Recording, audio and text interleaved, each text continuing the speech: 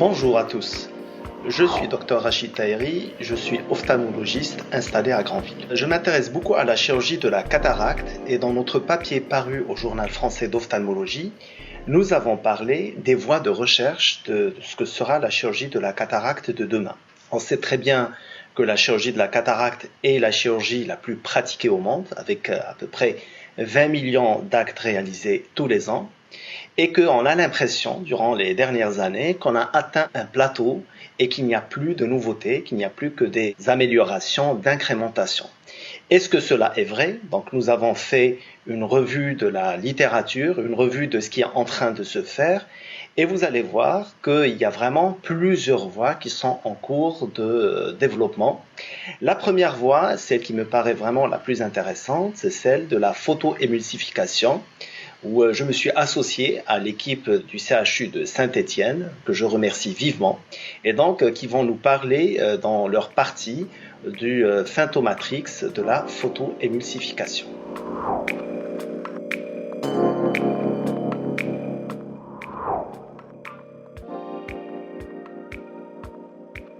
Je suis Gilles Turet, professeur d'ophtalmologie au CHU de Saint-Étienne et chercheur dans le laboratoire B2IGC de la faculté de médecine et université Jean Monnet. Et avec mon patron, le professeur Philippe Guin, une de nos découvertes est à l'origine de cette machine Femtomatrix de Keranova. Bonjour, je suis Fabrice Romano, cofondateur et dirigeant de la start-up Keranova, start-up stéphanoise, que j'ai cofondée avec les professeurs Guin et Gilles Turet du CHU Nord de Saint-Étienne. La machine que vous avez ici devant vous aujourd'hui s'appelle Femtomatrix. C'est la machine que nous mettons au point en ce moment et qui préfigure les lasers femtosecondes de nouvelle génération qui devraient être destinés à remplacer la phacoemulsification dans les années à venir.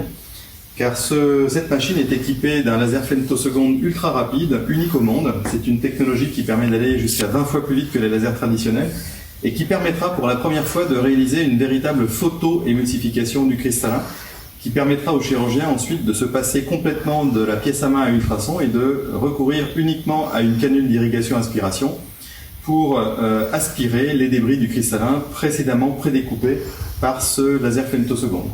Dans la vidéo chirurgicale qui va suivre, vous allez voir en temps réel sur les deux OCT la découpe par le Femtomatrix d'un cristallin de grade 4 avec la succession de découpes dans le plan horizontal et dans le plan vertical qui réalise la photoémulsification du noyau du cristallin en dizaines de milliers de petits cubes de 200 microns de côté. Voici le résultat sur le cristallin du patient avec cette fois-ci l'aspiration par le chirurgien des petits cubes en utilisant une sonde d'irrigation-aspiration seule et non pas un phaco US.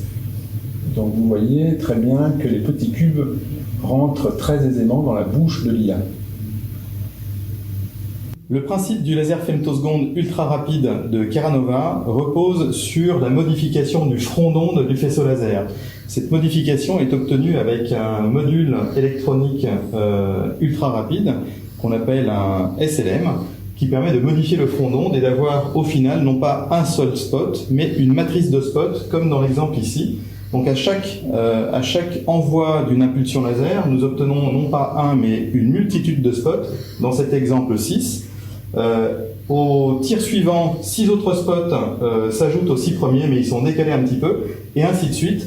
Ce qui fait que le plan de découpe, donc le plan de clivage du tissu, va être rempli de manière beaucoup plus rapide qu'avec un laser traditionnel, en évitant un grand nombre d'allers-retours qui prennent beaucoup de temps habituellement.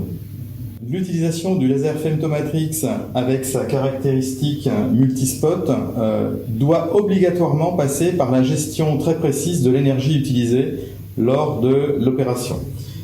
Cette gestion de l'énergie a été inventée par Keranova et protégée par un brevet et permet de faire une cartographie tridimensionnelle du cristallin du patient et de mesurer en chaque endroit du cristallin quelle est l'énergie seuil à atteindre pour obtenir l'effet escompté. Si on ne faisait pas ça, nous ne saurions pas quel serait l'effet obtenu in situ et il pourrait y avoir soit zéro effet, soit un effet trop important avec génération de beaucoup de quantité de gaz, ce qui pourrait mettre l'intégrité du sac capsulaire en danger. Le Femtomatrix a été conçu pour s'intégrer parfaitement dans le workflow d'un bloc opératoire, et vous voyez une installation typique avec le bras robot qui vient s'installer automatiquement au-dessus de l'œil du patient. La découpe laser se fait.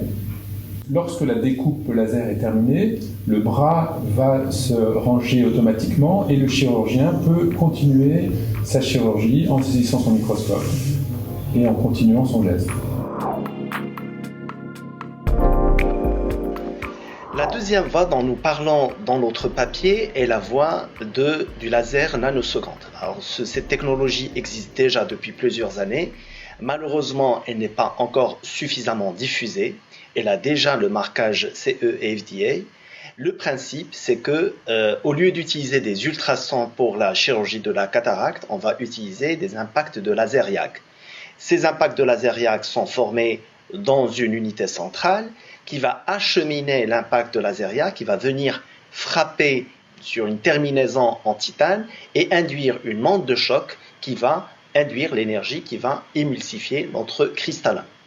L'avantage de cette technologie, c'est qu'elle va réduire les pertes endothéliales de façon assez importante. Plusieurs papiers ont déjà comparé les pertes endothéliales dans la chirurgie au laser nanoseconde par rapport aux autres chirurgies.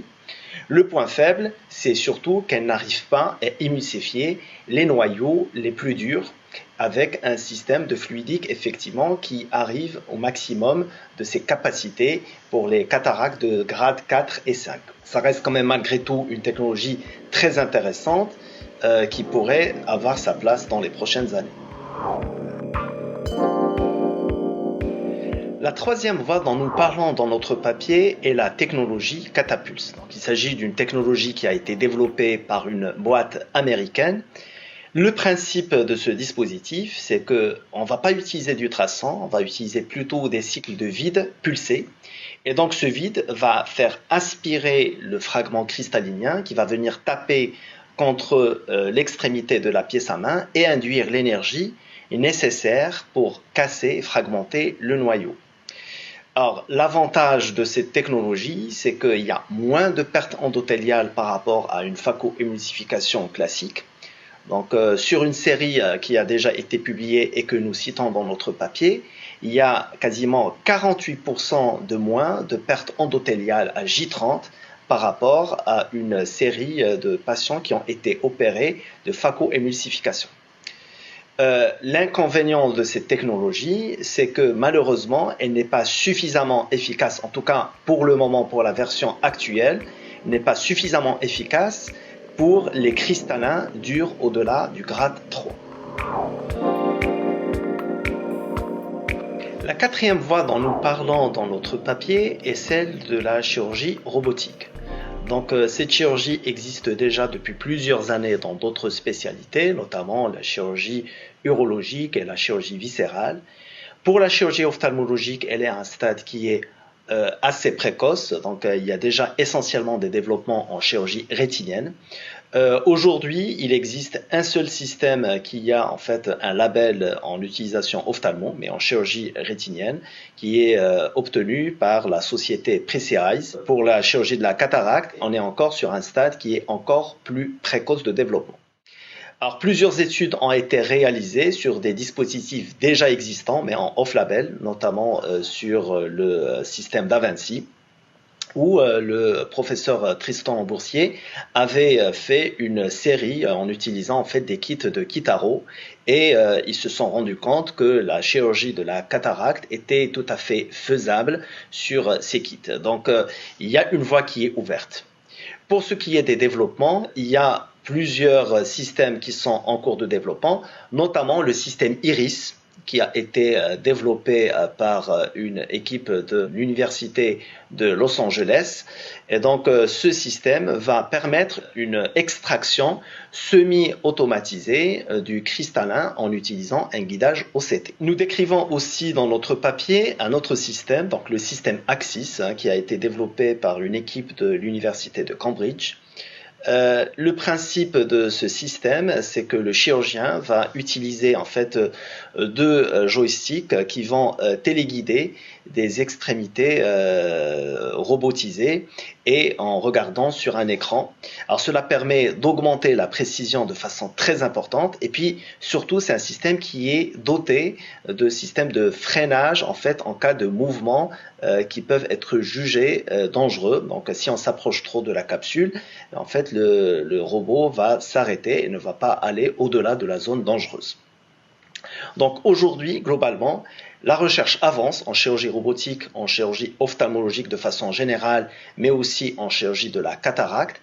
Cela permet d'une part de réduire les tremblements, d'augmenter la précision et puis surtout d'ouvrir des perspectives pour la téléophtalmologie et la téléchirurgie. Les limitations sont essentiellement liées au coût, parce qu'il y a un coût de recherche et développement qui est important, et puis surtout qui se heurte au fait, est-ce que cette chirurgie va réellement apporter un plus par rapport à ce qui existe déjà?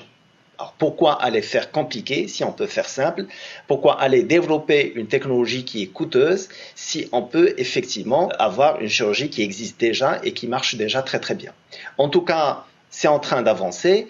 Probablement que ça sera associé à de l'intelligence artificielle dans les prochaines années et donc la question reste ouverte. Donc dans notre papier, nous parlons aussi d'une voie qui est très séduisante, même si elle est assez controversée, c'est le traitement de la chirurgie de la cataracte par moyens pharmacologiques. Donc effectivement, c'est assez séduisant de traiter une cataracte juste en mettant des gouttes.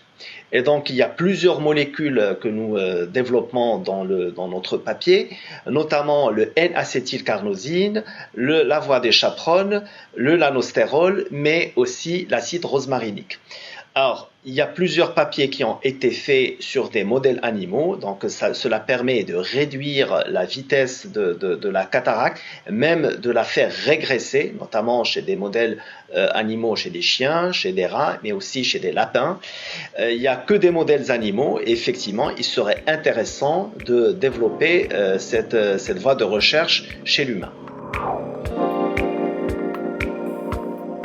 Donc une dernière voie que nous développons dans notre papier, c'est celle de l'utilisation de cellules souches dans la chirurgie de la cataracte. Alors l'idée de l'utilisation des cellules souches dans la chirurgie de la cataracte a été évoquée dans plusieurs papiers et est venue suite à une constatation.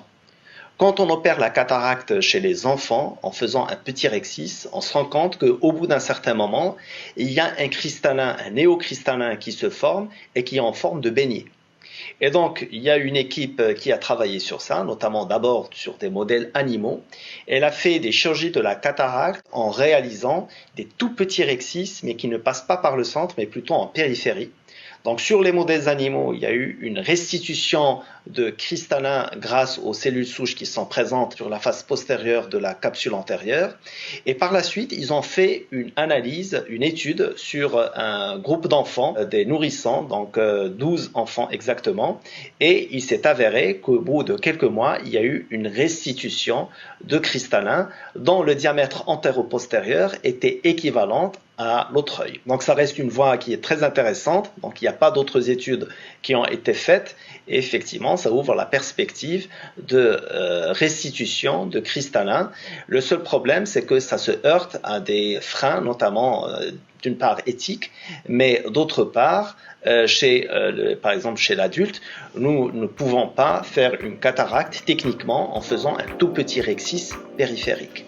En tout cas, cette voie de recherche est en cours aussi. Donc, comme vous venez de le voir sur le panorama que nous venons de présenter, les choses ne sont pas dans un immobilisme total, bien au contraire, il y a plusieurs voies de recherche pour rechercher des alternatives, en tout cas tout aussi efficaces, avec un plus par rapport à la phacoémulsification.